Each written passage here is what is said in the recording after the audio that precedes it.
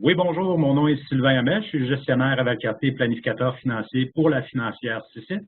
Ça me fait plaisir d'être avec vous aujourd'hui. Donc, aujourd'hui, on va parler de décisions financières importantes au moment de la retraite.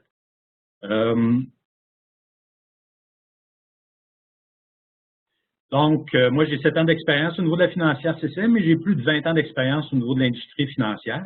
Donc, j'ai quand même beaucoup d'expérience. Je travaille avec de la clientèle depuis plusieurs années. J'ai un bac en finance de l'Université Laval, donc en administration des affaires, et j'ai aussi un certificat en planification financière personnelle de l'Université Laval aussi. Donc, c'est quoi CICIT? C'est quoi la financière CICIT? Donc, nous, on fait partie de la grande famille de services et bien-être, services de bien-être et morale des forces canadiennes. Donc, nous sommes tous sous le même chapeau, comme même titre que Canex, au niveau du PSP, au niveau des centres d'aide aux familles. Donc, on fait vraiment partie de la grande famille des services de bien-être et morale des forces canadiennes. Quelle est notre vision? Donc, au niveau de la financière CICIT, notre vision, c'est que tous les membres de la communauté des Forces armées canadiennes et leurs familles puissent jouir d'une santé et d'une sécurité financière. Donc, ça, pour nous, c'est très important. Il faut qu'un membre soit déployable, qu'il soit efficace. Donc, il faut vraiment qu'on ait une santé et une sécurité financière qui soit adéquate pour nos membres. Donc, ça, c'est notre vision au niveau de la CICIT. Donc, c'est très important pour nous d'offrir des services et des produits qui vont atteindre pour aller avoir cette vision-là. Donc, notre présentation aujourd'hui va se faire avec donc il y a 5 grands blocs. Le bloc de la liquidité, celui au niveau de la pension, donc on va parler de la pension, on va parler des indemnités de départ, des congés accumulés, on va parler également au niveau de la planification fiscale et on va finir avec les placements. Donc, notre premier grand bloc, on va parler de la liquidité. Donc, au niveau de la liquidité, quand on libère au niveau des Forces armées canadiennes, ce qui est important de savoir, pas nécessairement seulement au niveau des Forces armées, mais en général aussi, c'est de déterminer si on a assez de liquidité. Donc, est-ce que mes liquidités vont être suffisantes pour que je puisse avoir un niveau de revenu qui va être adéquat? Donc, il faut déterminer, la première étape, je dirais, ce qui est très important, c'est au niveau du budget. Donc, le budget, on fait un budget actuel, donc avant la libération, avant la retraite, pour déterminer quelles sont nos liquidités courantes.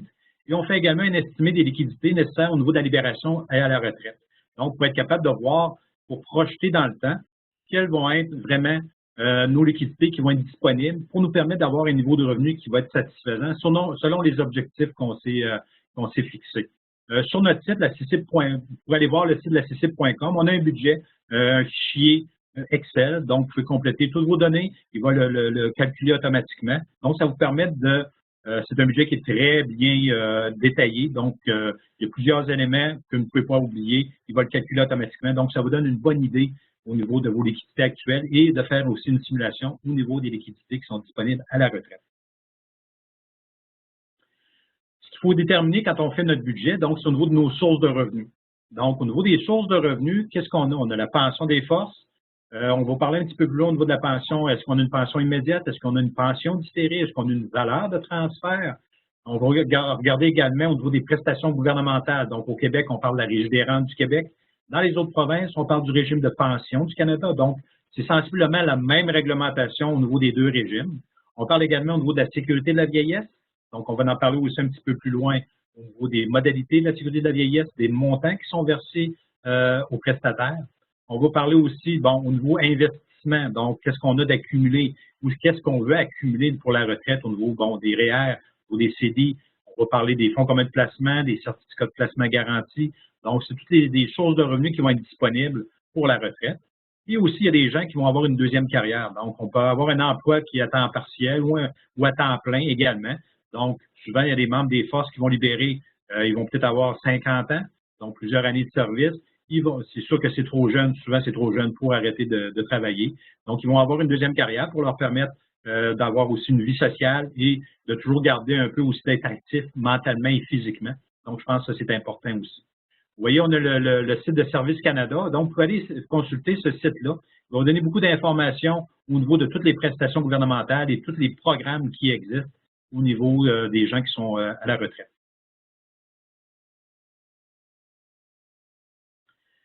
Donc, quand on fait souvent des simulations au niveau de l'analyse au niveau du revenu de retraite, on parle souvent, donc, souvent, une norme qui est indiquée, c'est 70 du revenu requis à la retraite. Donc, 70 de notre revenu durant notre période active de travail qui va être nécessaire à la retraite. Donc, souvent, on dit, est-ce que c'est réel? Est-ce que c'est réel? C'est la réalité? Est-ce que c'est plus? Est-ce que c'est moins? Oui, possible. Tout dépendant, ça dépend. Chaque situation est unique. Donc, chaque cas est ce qu'on appelle un cas d'espèce. Il s'agit de savoir c'est quoi les objectifs, qu'est-ce qu'on a d'accumuler. Donc, ça nous permet de voir un peu quel genre de revenu qu'on peut avoir. Un revenu qui va être réaliste aussi et réalisable.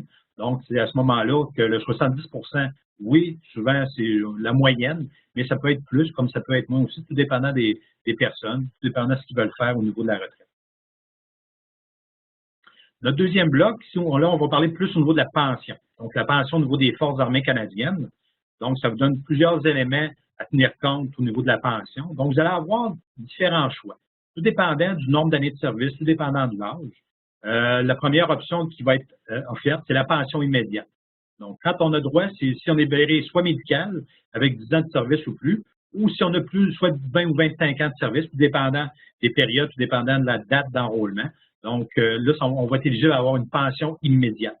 Donc, ça va être une pension, vous libérez des forces et vous commencez tout de suite à avoir votre pension, votre rente qui va être versée du Fonds de pension des Forces armées canadiennes immédiatement après votre libération. On a aussi au niveau d'une pension différée ou une valeur de transfert. Donc, souvent, ça dépend toujours, le nombre d'années de service, ça dépend toujours de l'âge. Quand on parle de pension différée ou la valeur de transfert, si on quitte avant 50 ans, puis on a au moins 2 ans d'années de service qui donnent droit à la pension, ou si on a moins de 20 ans ou 25 ans de service. Donc, on va avoir des choix à faire. Donc, est-ce qu'on prend la pension différée? Est-ce qu'on prend la valeur de transfert? C'est là qu'on va voir un petit peu plus loin, c'est quoi les conséquences de chacune des décisions? Parce que la décision qu'on va prendre, c'est une décision qui va être finale.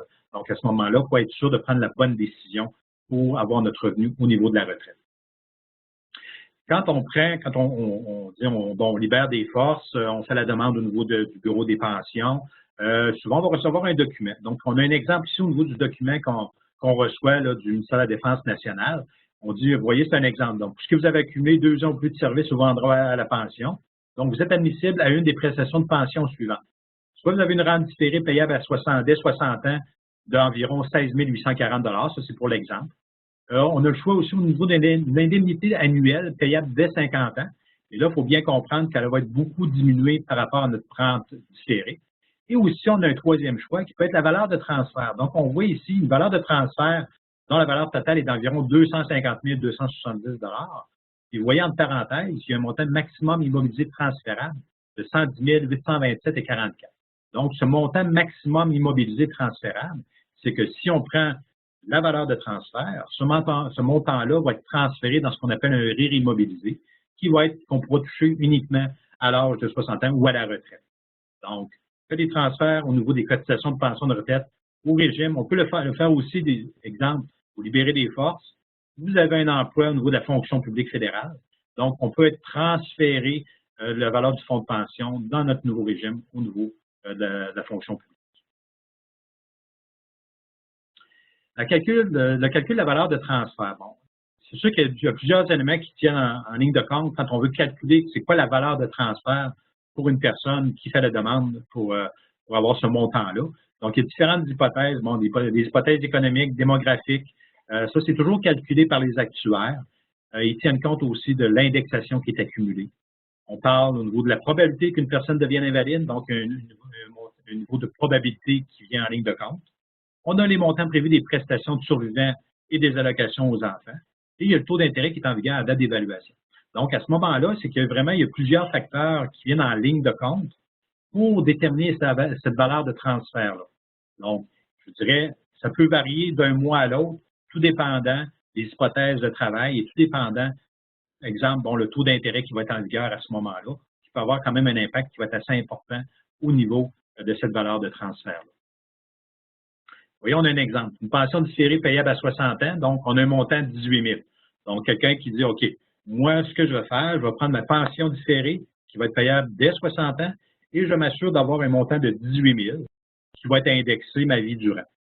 On a le choix aussi d'une valeur de transfert. Donc, vous voyez, la valeur de transfert, c'est un montant de 221 500. Quand a été calculé tout à l'heure, le montant inférieur à l'abri de l'impôt qui va aller dans un RIR immobilisé. Donc, c'est 9 années pour être 18 000 égale 162 000. Donc, 162 000 qui va être transféré dans un RIR immobilisé. Le montant supérieur, donc le 221 500 moins le 162 000, qui est le 59 500, donc la différence. Donc, lui, on va avoir différentes options. Soit qu'on l'encaisse avec l'impôt qui va être payable dessus, ou qu'on peut le transférer dans un REER. Donc, tout dépendant au niveau de nos droits de cotisation qu'on va détenir à ce moment-là. Donc, vous voyez quoi faire avec la valeur de transfert. Soit 62 000, c'est le montant inférieur à l'abri de l'impôt. On peut le transférer dans un régime de pension agréé ou un régime enrichi d'épargne retraite immobilisé, comme je vous l'ai mentionné. La balance, qu'on parlait du 59 500. Dans l'exemple, vous voyez la personne a le droit des droits de cotisation REER de 25 000, donc on va pouvoir transférer uniquement le montant de 25 000. La balance, donc le 34 500, va devenir un revenu imposable. Donc, c'est un revenu qui va se rajouter à tous nos autres revenus dans l'année de notre libération, dans l'année qui va être versée. Donc, ça, il faut faire attention, il va y avoir de l'impôt. Donc, le 34 500, c'est un montant brut. Donc, il va y avoir de l'impôt qui va être retenu à la source, qui va nous rester un montant net. Donc, vous voyez, le total de ces montants-là nous fait notre montant de 221 500. Comme je vous disais précédemment, au niveau de la valeur de transfert, bien, cette valeur-là peut changer, tout dépendant des hypothèses de travail, tout dépendant des taux d'intérêt, qui a un gros impact au niveau de la valeur de transfert. Vous voyez, ici, on a un exemple de situation réelle, vraiment une situation qui s'est passée en 2013. Donc, la personne avait 12 ans de service. Elle a demandé une estimation pour janvier 2013. On lui a mentionné que le montant inférieur aux limites permises était 109 700. Donc, le 109 700 était transféré dans un RIR immobilisé. Le montant supplémentaire de 100 300 était soit encaissable et imposable ou qu'on avait des cotisations REER. Vous voyez, cette même estimation-là pour juin, vous voyez la différence. Il y a un montant inférieur aux limites permises qui était de 100 500 et le montant supérieur qui était de 81 300. Donc, vous voyez, on a vraiment une différence de 28 200 entre janvier et juin. Donc, souvent, comme je vous disais, le taux d'intérêt peut avoir un impact majeur. Donc, si les taux d'intérêt baissent ou les taux d'intérêt montent, à ce moment-là, ça va avoir un impact au niveau de cette valeur de transfert-là. Donc, c'est important de le savoir et de dire, ben oui, de ne pas rester surpris quand on demande une valeur de transfert à une date précise puis qu'on le redemande à une autre date. Il peut y avoir vraiment des changements importants au niveau de ces montants-là. Au niveau de la valeur de transfert, ce qui est important aussi à mentionner, c'est que si vous optez pour cette valeur de transfert-là, et que vous aviez déjà commencé à rembourser des années, donc vous avez fait un rachat d'années de service. Exemple, vous payez sur votre salaire un montant, exemple, de 200 $ par mois pour le rachat des valeurs de transfert. C'est important d'effectuer le rachat total du montant pour des valeurs de rachat, pour les droits antérieurs, parce que sinon, la valeur de transfert va être calculée sur les montants payés dans le fonds de pension. Donc, si vous n'avez pas terminé, donc souvent, on va tenir compte. On va recommander aux gens de tout payer ce qu'il y avait à payer pour le rachat des années de service pour être capable d'avoir une valeur de transfert qui va être plus importante. Donc, ça, c'est un élément qui va être important à garder en tête. Donc, la pension différée aux valeurs de transfert, c'est pas le meilleur choix.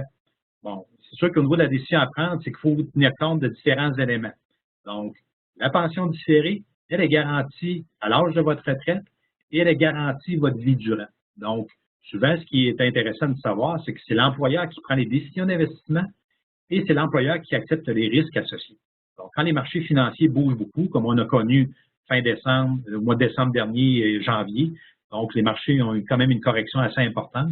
Donc, quand on prend une valeur d'une pension différée, ceux qui reçoivent une pension n'ont pas à se soucier de la variation au niveau des marchés, donc des fluctuations des marchés boursiers, des marchés financiers, parce que c'est l'employeur qui prend le risque qui est associé, parce que lui, il va toujours verser notre rente qui est garantie. Quand on prend notre valeur de transfert, là, c'est différent. Donc, c'est vous qui prenez les décisions d'investissement et acceptez les risques qui sont associés à ça. Donc, la valeur de transfert, comme on le mentionnait tout à l'heure, il y a un montant qui vous est versé. Vous placez une partie dans un RIR immobilisé, peut-être une autre partie dans un RIR, et c'est vous qui choisissez les placements et c'est vous qui acceptez les risques qui sont associés aux fluctuations des marchés. Donc, ça, c'est important. Donc, nous, à la financière CICIF, on peut vous aider à faire le calcul, prendre la bonne décision. Parce que, comme je disais tout à l'heure, chaque situation est unique. Chaque situation est un cas d'espèce. Donc, c'est important de voir, selon vos objectifs, de voir qu'est-ce que vous voulez atteindre comme revenu de retraite pour savoir quelle option choisir. Il faut aussi savoir quel genre d'investisseur que vous êtes. Est-ce que vous êtes un investisseur, oui, qui est prêt à accepter un risque associé pour avoir un meilleur rendement que le fonds de pension, exemple. Donc, ça, c'est des choses qu'il faut tenir compte. Les autres points qui sont à considérer, si vous prenez la valeur de transfert, ben, ce qui est important, c'est que vous ne serez plus admissible au régime de soins de santé dentaire de la fonction publique. Donc, ça, c'est important à savoir parce que si vous prenez une pension, par exemple une pension différée, vous libérez des forces, c'est qu'à ce moment-là, vous allez continuer à être éligible au service, au régime collectif des soins de santé dentaires. Donc, c'est sûr que vous allez avoir à payer ce montant-là, souvent qui est pris sur votre paiement de votre fonds de pension, de votre retraite, mais vous restez toujours admissible au régime collectif. Si vous prenez la valeur de transfert, donc il y a vraiment une coupure qui se fait avec votre employeur. Donc, à ce moment-là, vous perdez ce privilège-là d'avoir le régime collectif au niveau des soins de santé. C'est quelque chose qu'il faut tenir compte aussi, qui est bien important. Au niveau des prestations du gouvernement, donc on parle ici au niveau de la Régie des rentes du Québec, donc pour les résidents du Québec, les autres sont éligibles à la Régie des rentes. Pour les résidents des autres provinces canadiennes, on parle du régime de pension du Canada. Comme je vous l'avais déjà mentionné, souvent la réglementation est semblable. Donc, c'est des montants qui sont versés à partir de, je vais l'apprendre à partir de 60 ans avec des taux de versement qui sont différents, tout dépendant de l'âge que vous la prenez. On a aussi la pension de la sécurité de la vieillesse, donc qui est éligible à tous les Canadiens. Donc, il y a des différents critères qu'on va voir un petit peu plus loin à respecter pour être admissible à recevoir cette pension de la sécurité de la vieillesse.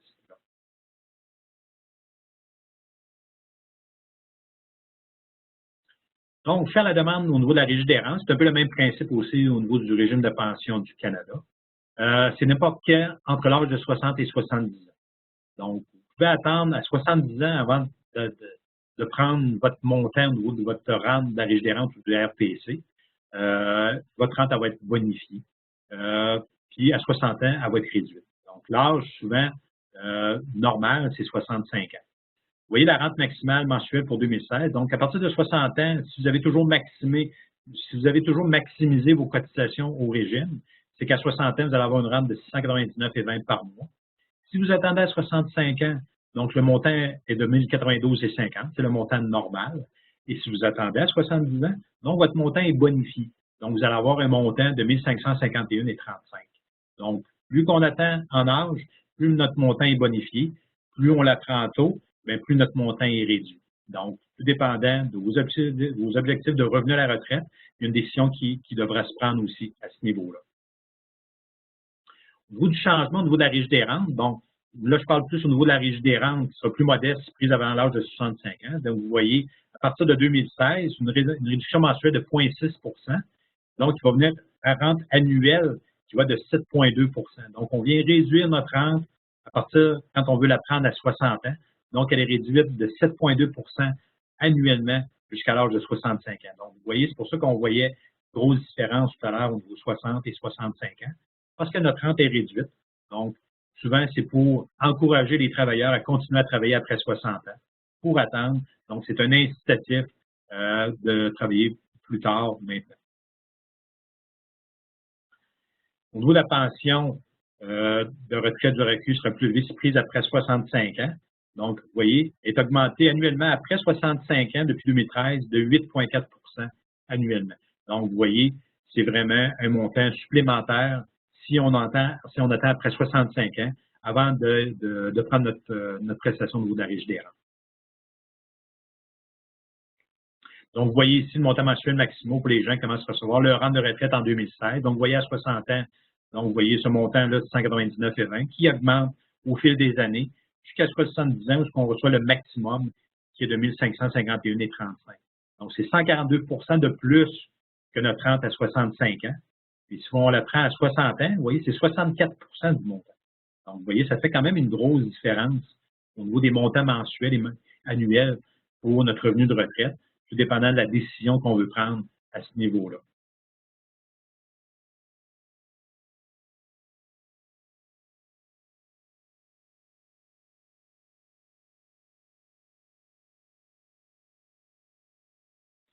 Qu'est-ce qui arrive à 65 ans? Donc, au niveau de la pension des forces, vous voyez, disons que vous prenez votre pension à partir de 60 ans.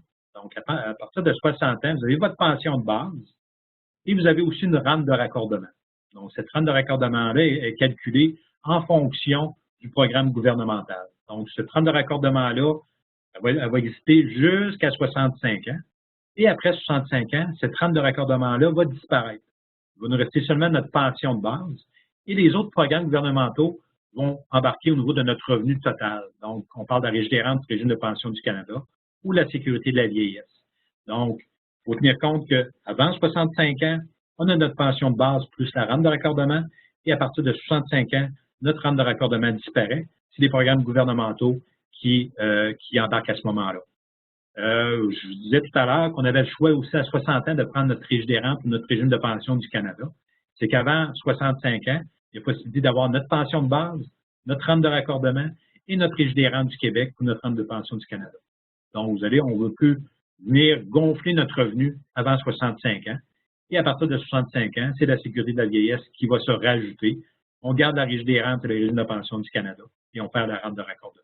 Donc, en principe, il n'y a pas nécessairement une grosse différence de revenus quand on parle à partir de 65 ans. Donc, ça reste sensiblement le même montant qu'on va recevoir au fil des années. Vous voyez, on parle d'un exemple, quelqu'un qui reçoit là, son relevé au niveau de son versement de sa pension. Donc, sur son relevé, on va indiquer qu'à partir de 65 ans, votre rente de raccordement, qui dans l'exemple ici, qui est un montant de 549,48, va disparaître à partir de 65 ans. Donc, sur notre relevé de paiement de pension, ce montant-là va être indiqué. Donc, ça vous donne une bonne idée qu'est-ce que représente notre rente de raccordement au niveau du paiement de notre pension totale. Donc, tous les pensionnés reçoivent ce relevé-là.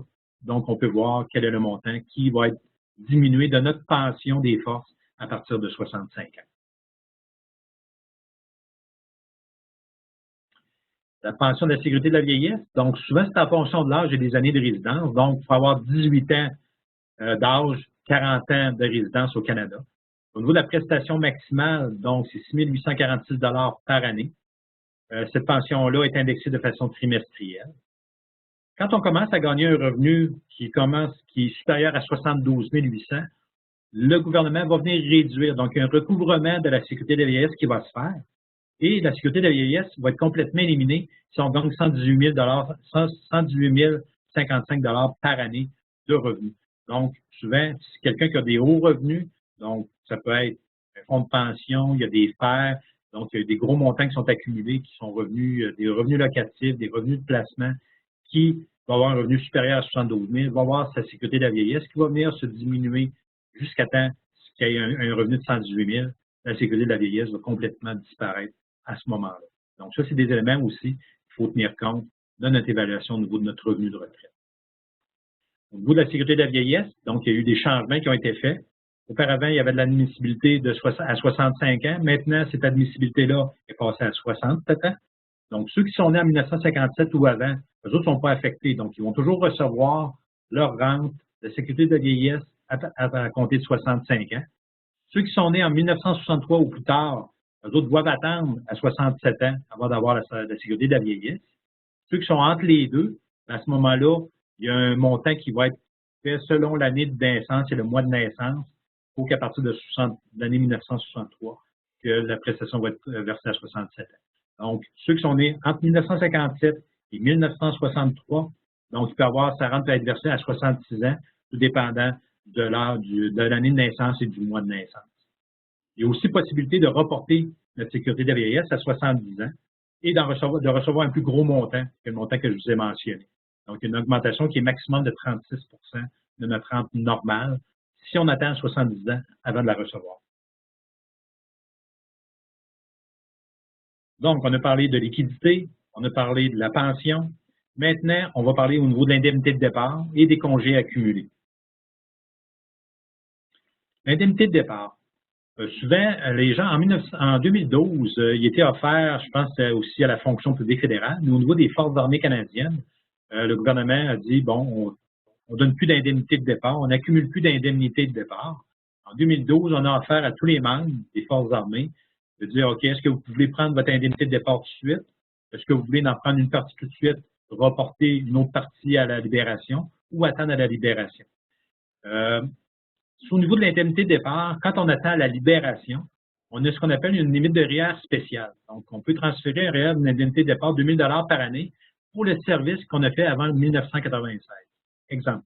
Donc, quelqu'un qui s'est enrôlé dans l'armée en 1994, qui libère par la suite, qui attend la libération pour avoir son indemnité de départ. À ce moment-là, 1994, 1995, il y a un montant de 2 000 par année, donc il y a un montant de 4 000 qui peut être transféré dans ses REER sans toucher à ses droits de cotisation accumulés. Donc, vous l'utilisez ou vous la perdez. Donc, c'est un choix à faire au moment de la libération pour notre indemnité de départ si vous avez des années de service avant 1996. Pour votre REER, donc, quand on est éligible à ce montant-là, il faut le transférer seulement à votre REER. On ne peut pas le mettre dans un REER conjoint cotisant. Donc, ça n'utilise pas votre limite spéciale au niveau de votre propre limite. Donc, c'est vraiment un montant qui va s'en aller dans votre REER sans toucher à vos droits de cotisation REER. Donc, ça, c'est vraiment un impact qui va être vraiment important pour ceux, justement, qui sont enrôlés avant 1996, donc une bonne période. Je dirais, plus les années passent, moins qu'on va avoir de gens qui vont être enrôlés avant 1996. Éventuellement, ça va complètement disparaître. Donc, ça ne sera plus éligible parce qu'il va rester seulement des gens qui vont être enrôlés dans l'armée en 1996 ou plus tard. Donc, ceux qui ont l'opportunité d'avoir des années avant 1996, donc, pour bénéficier justement de cette opportunité-là qui s'adresse à vous. L'indemnité de départ, les congés. Donc, l'excédent d'indemnité de départ, comme je vous parlais, donc, c'est ce que vous pouviez transférer, le 2 000 par année de service. Donc, exemple, vous aviez une indemnité de départ de 18 000, vous pouviez transférer 4 000 selon vos années de service avant 1996. Donc, il vous reste un montant de 14 000. Si vous avez des droits de cotisation de 14 000, donc, vous pouvez les transférer dans votre REER ou dans le REER de votre conjoint, donc un REER conjoint cotisant. Mais il faut avoir l'espace nécessaire pour le faire. Donc, ça, c'est indiqué sur votre avis de cotisation. Si vous n'avez plus d'espace, si vous avez, exemple, vous avez maximisé vos cotisations REER à chacune des années, vous n'avez pas d'espace, donc le montant d'indemnité de départ va devenir un revenu imposable. À ce moment-là, il y a de l'impôt à la source qui va être payable. Donc, vous voyez les taux dépendant du montant que vous allez recevoir. Entre 0 et 5 000, en dehors du Québec, c'est 10 au Québec, c'est 21 de 5 à 15 000, 20 des autres provinces, 26 au Québec. Et si c'est un montant de 15 000 et plus, à ce moment-là, ça va être 30 dans les autres provinces, 31 au Québec. Donc, ça va être l'impôt qui va être retiré à la source avant de vous le verser. Il ne faut pas oublier que le montant qui va vous être versé va se rajouter à votre revenu total de l'année sur votre rapport d'impôt. Donc, vous allez recevoir un T4 de ce montant-là. Donc, on va parler de planification fiscale. Donc, au niveau de la planification fiscale, souvent, il y a des éléments importants qu'il faut tenir compte pour justement d'essayer de ne pas payer trop d'impôts aussi. Donc, il y a certaines circonstances qu'on n'aura pas le choix, mais si on peut prendre des stratégies pour minimiser l'impôt, idéalement, il faudrait les prendre. Donc, il y a différents éléments au niveau de l'impôt qu'on peut faire. Donc, on peut déduire, on peut différer ou on peut diviser. Donc, il y a différents éléments, tout dépendant des crédits que vous allez avoir, tout dépendant du genre de revenu que vous allez avoir, il y a différents éléments qu'on peut tenir compte. Le premier élément, donc, déduire. Donc, on peut déduire certaines cotisations admissibles du revenu imposable. On tient compte des frais de garde d'enfants, on tient compte des dons de charité, on tient compte des frais médicaux. Si vous avez un régime collectif qui vous rembourse, exemple, jusqu'à 80 donc la différence que le régime ne rembourse pas, donc à ce moment-là, vous allez pouvoir les mettre dans les frais médicaux. Quand on fait aussi au niveau des contributions, au niveau de votre REER, donc aussi, ça vient déduire le revenu. Donc, soit qu'on a des crédits d'impôt, soit qu'on vient déduire au niveau du revenu imposable pour diminuer l'impôt à payer. Par la suite, on peut différer aussi l'impôt à payer. Donc, le REER est un exemple qu'on peut différer l'impôt. Donc, on cotise l'impôt aujourd'hui durant une période active de travail. On vient réduire notre revenu imposable. Quand va venir le temps de la retraite, ça va devenir ce qu'on va retirer de notre REER ou de notre FER, c'est le même principe. Donc, ça va être un revenu imposable qu'il faudra payer d'impôt à ce moment-là. Donc, c'est qu'on vient différer l'impôt dans le temps. Donc, on parle de REER, on parle de FER, on parle des régimes d'épargne-études aussi, c'est un moyen de différer l'impôt. Quand on fait des cotisations dans le régime, on bénéficie des subventions, on bénéficie aussi du rendement qui va être imposable entre les mains de l'enfant qui va aux études postsecondaires. Parce que là, c'est un moyen de différer l'impôt dans le temps. Aussi des comptes de retraite immobilisés, quand on parlait au niveau des REER immobilisés, des CRI, Donc, c'est un moyen aussi d'impôt de différer dans le temps. On va être imposé uniquement au moment où ce qu'on va encaisser ces montants-là. Et un autre moyen aussi, c'est de diviser l'impôt. Donc, diviser entre certains membres de la famille. Souvent, ça va être avec notre conjoint. Donc, on parle du fractionnement du revenu de pension. C'est une façon qui est supplémentaire de réduire votre facture fiscale. Les régimes qui vous donnent droit à la possibilité de fractionner votre revenu, donc les RIR au conjoint, les FER, les pensions des forces et des régimes des rentes du Québec. Il ne faut pas oublier au niveau du régime de la pension des forces, donc on peut venir le différer au fédéral seulement avant 65 ans. Au provincial, quand on parle du gouvernement du Québec, on peut seulement fractionner à partir de 65 ans. Tous les autres régimes, qu'on parle de RIR, les FER, à ce moment-là, ça va être à partir de 65 ans qu'on va faire du fractionnement du revenu. Donc, souvent, ce qui peut être intéressant, on a un conjoint, exemple, qui était dans les forces, qui a fait plusieurs années, qui a un bon fonds de pension, sa conjointe a mis un peu une croix sur sa carrière, étant donné les circonstances, la réalité des forces armées, donc, qui n'a pas nécessairement de fonds de pension, qui n'a pas nécessairement un gros revenu. À ce moment-là, il y a possibilité de faire du fractionnement jusqu'à 50 du revenu de pension du membre pour le transférer à son conjoint, sa conjointe, pour justement faire diminuer notre facture fiscale à la fin de l'année. Donc, c'est un moyen très intéressant de venir diminuer notre facture au niveau de l'impôt. Impôt à payer après la libération avec deuxième carrière. Souvent, les gens vont libérer des forces, sont encore jeunes, ils vont dire, ben moi, je ne peux pas arrêter de travailler, ça me tente de continuer à travailler, de faire d'autres choses, faire quelque chose de différent. Soit travailler de façon, soit une courte période dans l'année, soit faire du 3 jours semaine, 2 jours semaine. Donc, souvent, il y a des implications fiscales aussi. Vous avez 3 exemples. Vous voyez, le premier exemple, un caporal-chef. Lui, il a pris sa pension, une pension de 25 000. Il y a l'impôt qui est retenu de 2 922 sur sa pension. Il exerce un autre emploi. Il gagne 30 000 par année. L'employeur fait de l'impôt retenu à la source de 4 348. Donc, lui, il y a de l'impôt à la source sur son fonds de pension et il y a de l'impôt à la source sur son revenu d'emploi. Donc, vous voyez l'impôt total retenu qui est 7 270. Cependant, quand il va faire son rapport d'impôt, c'est que là, il va falloir qu'il mette les deux revenus ensemble. Donc, ça fait un revenu total dans l'année de 55 000. Avec les taux d'imposition, à ce moment-là, c'est un montant de 13 202 sur un montant de 55 000. Donc, vous voyez, il va y avoir une facture de 6 525 en fin d'année à payer. Donc, ça, il faut prévoir ça. Vous voyez, on a aussi le cas d'un ajudant-maître. Donc, lui, il y a une pension de 40 000, il y a un impôt retenu de 7 450. Il y a un autre emploi qui donne 45 000 par année. Cet autre emploi-là, à la source, il paye 9 356. Donc, il y a un impôt total de 16 800. Quand il va faire son rapport d'impôt, vous voyez, un revenu total de 85 000. Donc, il y a une facture d'impôt de fin d'année de 8 109. Vous voyez, avec le major aussi, vous voyez les factures d'impôt. Donc, ça peut être des mauvaises surprises quand on fait notre rapport d'impôt. Souvent, le gouvernement va nous demander par la suite, les années suivantes, de faire des acomptes provisionnels. Donc, c'est de payer de l'impôt d'avance pour la prochaine année, étant donné que l'année précédente, il y a eu une facture d'impôt qui était très importante. Donc, là, on tient compte de ces montants-là. On ne tient pas compte du fractionnement de revenus de pension. Donc, c'est simplement chaque individu a un revenu de pension, un revenu d'emploi, et vous voyez l'impact fiscal que ça peut avoir. Donc, ça, il faut en tenir compte. Vous allez voir ici, vous avez le petit Ernst & Young qui donne des bons calculateurs au niveau de l'impôt. Donc, ça nous permet de mettre des niveaux de revenus et de savoir un peu l'impôt à payer en fin d'année. Sur le taux d'imposition 2015, vous allez avoir aussi le taux d'imposition de 2016 qui peut être intéressant de voir, faire des calculs. Vous l'avez pour chacune des provinces, vous avez avec différents niveaux de revenus. Ça vous permet de voir c'est quoi l'impact fiscal. On parle de pension, donc de placement. Donc, on a parlé liquidité, la pension, les indemnités de départ, les congés, de la planification fiscale. Donc, là, on est revenu dans notre dernier grand bloc, on parle de placement. Donc, au niveau du placement, ce qui est important de faire, c'est une bonne répartition de notre actif. Donc, on a un portefeuille qui soit dans le REER, qu'on a pris notre valeur de transfert, qu'on a déposé dans un REER immobilisé pour prendre des décisions de placement. Donc, le meilleur moyen d'aller chercher un bon équilibre entre le risque et le rendement, c'est d'avoir une bonne répartition de notre actif au niveau de notre portefeuille. Donc, répartition d'actifs, qu'est-ce qu'on tient compte au niveau de l'actif?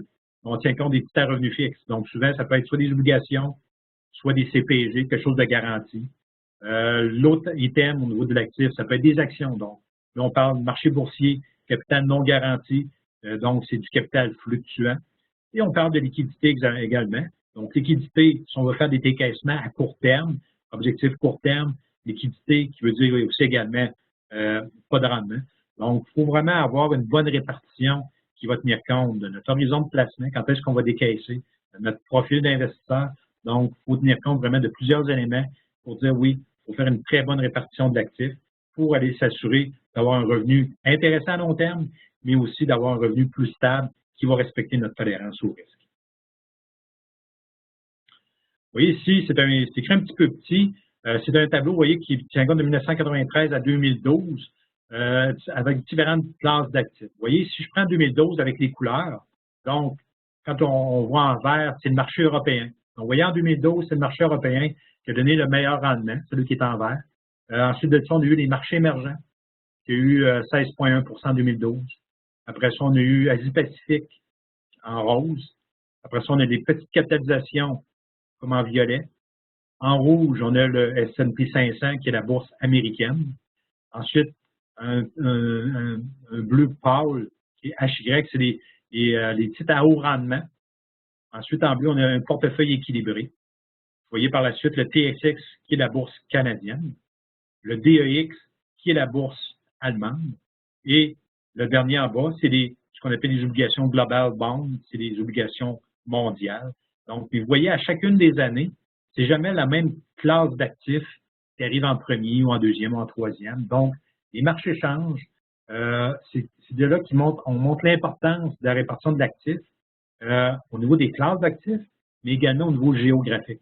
Donc, le marché canadien, ça peut être un marché qui performe moins bien. On le voit avec la baisse du prix du pétrole qu'on vit actuellement. Mais il y a d'autres marchés dans le monde qui performent très bien. Le marché américain performe beaucoup mieux donc que le marché canadien actuellement. Donc, c'est important d'être positionné un petit peu partout au niveau de nos classes d'actifs, mais également au niveau géographique pour nous permettre d'avoir un moins gros impact quand il y a une baisse de marché dans un marché en particulier. Donc, il y a d'autres marchés qui vont prendre la relève. Donc, ça vient diminuer un petit peu l'impact au niveau de nos variations au niveau de notre portefeuille. Donc, ça montre simplement notre répartition d'actifs, l'importance de cette répartition-là. Donc, au niveau de votre portefeuille, donc votre portefeuille il doit refléter quoi? Votre horizon de placement. Quelqu'un qui a un horizon de placement court terme n'aura pas la même stratégie d'investissement que celui qui a un horizon de placement beaucoup plus long terme. Donc, celui qui a court terme va avoir beaucoup moins de risques associés à son portefeuille. On va essayer d'avoir un portefeuille qui va être moins volatile, tandis que lui qui a un horizon de placement qui va être beaucoup plus lointain, mais lui, à ce moment-là, il peut se permettre de prendre plus de risques dans son portefeuille parce qu'il va avoir des années, oui, de mauvais rendement, il va avoir des années de très bons rendements. Ça lui permet justement d'avoir justement une plus grande répartition au niveau de son portefeuille, d'avoir un meilleur rendement à long terme. Et aussi au niveau des connaissances, l'expérience au niveau du placement, quels sont les buts, les objectifs du portefeuille, et aussi la tolérance au risque de l'investisseur, donc qui est très important. Donc, c'est vraiment des éléments qu'il faut tenir compte pour déterminer c'est quoi notre répartition d'actifs, à quoi doit ressembler notre portefeuille pour nous procurer un rendement intéressant selon notre profil à nous. Ici, on démontre les montagnes russes des émotions. Vous voyez, actuellement, au niveau du marché, donc les investisseurs canadiens sont peut-être dans une période soit de panique ou de découragement. Donc, on est vraiment dans le creux de la vague. Ça nous démontre vraiment au début. Donc, on a l'optimisme, on a l'enthousiasme, on a l'allégresse, on a l'euphorie. Donc, c'est dans des périodes d'euphorie où le risque financier est maximal. Donc, on prend des décisions d'investissement très risquées. Donc, on est capable de prendre du risque. Après ça, les marchés, c'est un cycle. Hein, donc, c'est toujours des cycles qui se répètent d'année en année, de décennie en décennie. Donc, dans l'histoire, on nous le démontre tout le temps. Donc, après ça, vous voyez, les marchés se corrigent. Anxiété, on a les dénégations, on a la peur, on a le désespoir, on a la panique, on a la capitulation. Et on finit par la dépression. À la suite de ça, quand on a une dépression dans le creux du cycle, donc il y a des occasions financières maximales qui sont là. Donc, on peut acheter à rabais. Donc, à ce moment-là, souvent, il y a des investisseurs aguerris. Les investisseurs connaissent bien les marchés, qui vont dire oui, là, tout le monde veut vendre, donc là, c'est le temps d'acheter. Donc, après ça, vous voyez, on a l'espoir, le soulagement, on commence avec l'optimisme. Donc, vous voyez, il y a toujours le cycle qui est là. Donc, sur le marché canadien actuellement, je dirais, c'est peut-être quoi la peur, le désespoir, la panique, est-ce qu'on est rendu dans le fond du cycle? Peut-être, on ne le sait pas, le futur va nous le démontrer.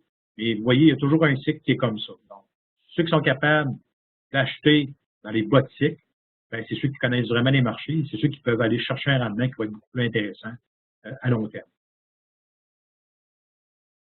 La prochaine étape, bien souvent, c'est de consulter votre planificateur financier, prendre de l'information, d'élaborer un plan financier, justement, pour savoir est-ce que vous êtes dans la traque, est-ce que vous êtes complètement à côté de la traque, faire les calculs pour voir vraiment vers quoi vous en allez. Donc, souvent, c'est important de le faire, c'est de se faire comme une carte routière, savoir où on s'en va, est-ce qu'on prend les bonnes décisions, est-ce que ça va avoir un impact sur notre futur. Donc, c'est vraiment d'élaborer un plan financier. Donc, ça, c'est vraiment important. Puis quand on dit tout le temps à nos clients d'épargner de l'argent, ben, c'est la liberté financière. Donc, à ce moment-là, il faut prendre des décisions. Souvent, on dit aux jeunes, commencez à épargner tout de suite, même si c'est un petit montant par paye ou par mois, commencez à avoir cette habitude d'épargne-là parce que souvent, on dit, on l'entend souvent parler, le temps, c'est de l'argent. Et ça a toujours été vrai, c'est toujours comme ça. Quelqu'un qui a une discipline d'épargne, ben, il va atteindre beaucoup plus facilement la liberté financière que quelqu'un qui a une stratégie de dépense, par exemple. Donc, une stratégie d'épargne est toujours gagnante. Ça fait partie du budget. On parlait du budget dans le premier bloc qu'on a discuté ensemble. Donc, à ce moment-là, c'est de mettre justement un dossier, un item épargne à notre budget, qu'on s'engage à épargner notre vie durant, notre vie, mettons, vie active durant, pour atteindre justement un portefeuille qui va être intéressant pour le futur. Ça peut être un objectif de retraite, ça peut être un objectif d'achat de maison, ça peut être un achat d'auto, une résidence secondaire. Peu importe les objectifs, l'épargne est toujours important à faire.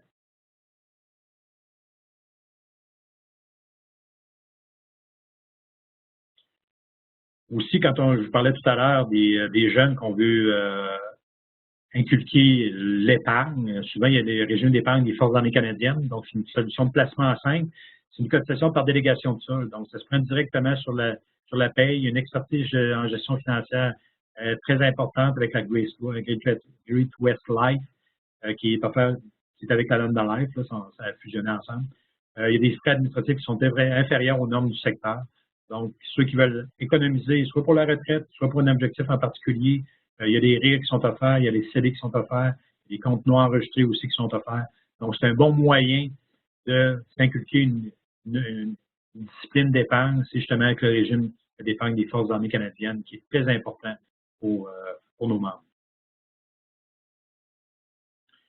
Au niveau de la financière CCIP, donc nos solutions financières, donc on parle toujours, on a l'assurance vie, on a l'investissement, l'épargne, les conseils, on offre l'assurance voyage, on offre aussi, on réfère au niveau de la personnelle, au niveau de l'assurance, soit habitation, soit l'assurance auto.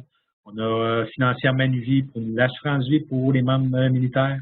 On a le service bancaire pour la communauté des forces, qui est BMO, qui est avec ça. On a le programme Appuyons nos troupes.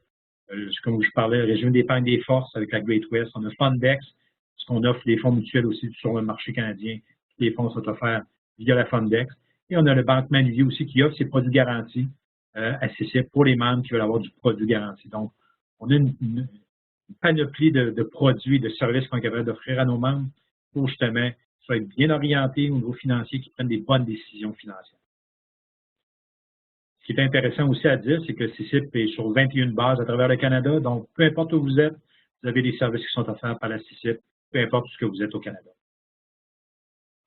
Et CCIP existe justement pour s'occuper de votre santé financière. Donc, on est là pour les membres de la communauté des Forces armées pour justement leur offrir des conseils et des produits qui vont justement atteindre l'objectif d'avoir une meilleure santé financière. Donc, on existe vraiment pour ça.